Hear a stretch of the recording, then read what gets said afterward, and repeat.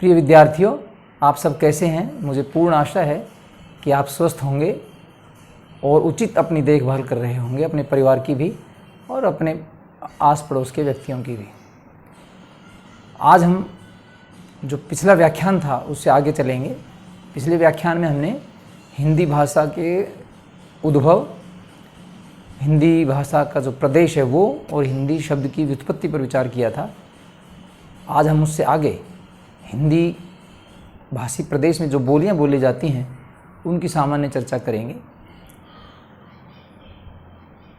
हमने कल देखा कि हिंदी भाषी प्रदेश कई सांस्कृतिक और भौगोलिक इकाइयों में बटा हुआ है और उसके आधार पर हमने बोलियों के कुछ तात्विक समानता के आधार पर बोलियों के समूह बनाए थे और उन समूह को हमने, कुछ बोलियों के समूह को हमने जो कल्चरल और ज्योग्राफिकल एक इकाई को रिप्रेजेंट कर रही थी, उनकी बोलियों को हमने एक समूह के रूप में किया और उसको हमने नाम दिया था उपभाषा। और हमने जो उपभाषाएं निर्धारित की थी जो हिंदी भाषी प्रदेश में हैं वो थी, सबसे पहले हम अगर पश्चिम की ओर से चलें तो राजस्थानी, उसके बाद हमने पश्चिमी हिंदी नाम दिया है, फिर उसके पश्चिमी हिंदी नाम दिया और फिर उसके बाद पूर्वी हिंदी नाम दिया। दोनों में बड़ा एक तात्विक सा अंतर है, अलग अलग क्षेत्रों में ये फैली हुई हैं, लेकिन कल्चरल के और ज्योग्राफिकल के हिसाब से ये एक जैसी हैं। तो पूर्वी हिंदी अलग है, पश्चिमी हिंदी बिल्कुल अलग है। पश्चिमी हिंदी में भी आपके एक से अधिक राज्य शामिल होंगे और पूर्वी हिंदी में भी आपके एक से अधिक राज्य शामिल होंगे। फिर उसके बाद हमने दिया पूर्व की ओर चलते हुए, पश्चिम से पूर्व की ओर जब हम चलते हैं तो फिर आएगा आपका बिहारी। तो राजस्थानी, पश्चिमी हिंदी, पूर्वी हिंदी, बिहारी, ये मुख्य हिंदी भाषी प्रदेश है। लेकिन पहाड़ी जो क्षेत्र है हमारा, खासकर उत्तराखंड वाला जो इलाका, हिमाचल प्रदेश वाला, हिमाचल प्रदेश का कुछ हिस्सा, ये प्रदेश भी हमने अब हिंदी भाषा में दिया है। तो ये पहाड़ी प्रदेश होने के नाते एक अलग कल्चरल एक यूनिट है इसकी, तो उसको हमने नाम दिया एक उपभाषा के रूप में पहाड़ी। तो इस तरह से हमने 5 उपभाषाओं में हिंदी भाषी प्रदेश को बांटा है।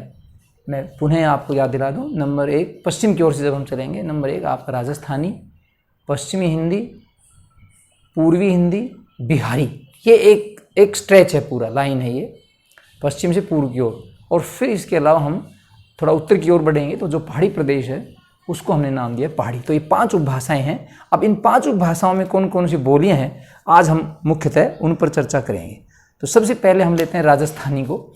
जैसा कि नाम से ही आप परिचित हैं कि राजस्थानी राजस्थान की भाषा है और राजस्थान अपने समय में राजपूताना कहलाता था क्योंकि राजपूतों का यहाँ राज्य था, इसलिए एक अलग कल्चरल यूनिट है, ये अलग भौगोलिक प्रदेश है। ये आपको पता होगा यहाँ थार रेगिस्तान भी है, अरावली पर्वत भी है और मैदानी इलाके भी हैं। और राजपूतों का यहाँ राज्य होने से रियासती राज्य हैं और मैं कहना चाहूँगा कि आपको कम से कम यहाँ 21 रियासतें थी, 19 मेन रियासतें थी और 2 या 3 इनके छोटी रियासतें, ठिकाने जिनको बोलते थे। तो राजपूती जो रियासतें थी उनमें ये बटा हुआ था। तो ये तो स्पष्ट है कि बिल्कुल अलग मिलेगा, यहाँ पर वातावरण भी अलग मिलेगा, संस्कृति भी अलग मिलेगी। और आप अब भी महसूस करते होंगे कि यहाँ की हस्तशिल्प, यहाँ का खान पान, यहाँ के रीति रिवाज, यहाँ के लोक कलाएँ, लोक संगीत, लोक नृत्य बिल्कुल अलग हैं। और हमारे हिंदी साहित्य के इतिहास में जब हम आदिकाल पढ़ते हैं तो उसमें जो भाषा आती है वो राजस्थानी ही मुख्यतः भाषा है। हिंदी भाषा के नाम पर अगर आदिकाल में कोई भाषा मिलती है तो मैं कहना चाहूँगा कि वो राजस्थानी ही है प्रमुखतः है। और उसकी भी 2 शैलियाँ प्रचलित थी, 2 शैली, एक शैली बड़ी प्रचलित थी और वो थी डिंगल। अलग तरह की एक शैली थी ये। और आप जानते हैं कि डिंगल के नाम से, डिंगल के नाम पर बड़े विचार हुए। कोई कहता था कि डींग यानी कि डींगे हाँकने वाली ये भाषा है, बढ़ा चढ़ा कर कहना, क्योंकि उस समय राजपूत राजा लड़ाइयों में ज़्यादा व्यस्त रहते थे और बाहर के आक्रमणों से देश को सुरक्षित करने के लिए यहाँ के कई राजाओं ने संघर्ष किया। उनका हम बड़े आदर से नाम लेते हैं। तो उस संघर्ष को देखने के लिए, उस दृश्य को वो करने के लिए यहाँ की एक जाति थी, चारण जाति थी, वो गान करती थी और युद्ध के लिए तत्पर करती। युद्ध के समय जो गाया जाता था एक तरह से वो डिंगल था। तो डींग हाँकने से इसका संबंध जोड़ा गया लेकिन ये थोड़ा सा डेरोगेटरी लगता है। इससे अच्छा तो है, मैं एक और विद्वान ने जो बात बताई, कुछ लोगों ने बताया कि डमरू बजाने की आवाज़ होती है, उसको हम डिंगल बोलते हैं। तो ये मेरे को कुछ लगता है वहाँ के वातावरण को देख कर कि जब राजा लोग युद्ध में जाते थे, राजपूत युद्ध में जाते थे, तो उनमें उत्साहवर्धन के लिए कुछ ना कुछ बजाया जाता हो। तो डमरू जैसी आवाज़ें भी निकालते होंगे लोग, तो डमरू बजाते हुए ये लोग युद्ध के मैदान में चलते होंगे ताकि उत्साह से भरपूर हों और रण क्षेत्र में विजय प्राप्त करें। तो उस समय जो उस डमरू की ध्वनि के साथ जो कुछ भी गाया जाता होगा, कविता के रूप में कहा जाता होगा, वो जो शैली थी वो डिंगल कहलाई। तो और जाहिर है, जब हम स्पष्ट है कि हम जब किसी में उत्साह देंगे, वीर रस की जब बात करेंगे, तो हमारे कुछ वर्ण हैं, जैसे ट है, ण है, ळ है, ये सब उसमें आपको मिलेंगे। मूर्धन्य खासकर जो वर्ण हैं वो सब इसमें आएंगे। और एक तरह की कहते हैं कि जोशीली भाषा का उसमें प्रयोग होगा, तो वो डिंगल कहलाती थी। और डिंगल के समानांतर ही अन्य क्षेत्रों में जो थोड़ी सी ब्रज से कहीं न कहीं प्रभावित थी, कोमल, मतलब जिसमें वीरोचित दर्प की भावना नहीं होती, कोमल भावनाओं की अभिव्यक्ति होती थी, उसको हमने नाम दिया पिंगल।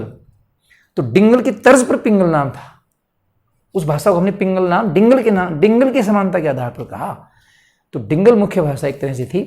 तो राजस्थानी जो है, राजस्थानी मुख्यतः ये डिंगल तो एक शैली थी। दरअसल राजस्थानी की जो मुख्य भाषा थी वो मारवाड़ी थी, और मारवाड़ प्रदेश मुख्यतः जोधपुर और पाली वाला जो क्षेत्र है वो है।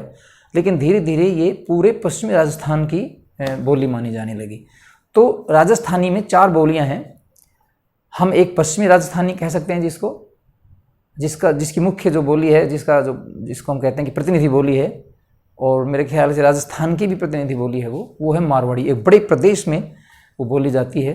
जोधपुर, पाली तो इसके केंद्र हैं ही। इसके साथ ही आप जैसलमेर, बाड़मेर, पूरा आप देखिए बीकानेर तक चले जाइए आप, और इधर नागौर वगैरह आदि जो इलाके हैं ये सब आपके मारवाड़ी में आ जाते हैं।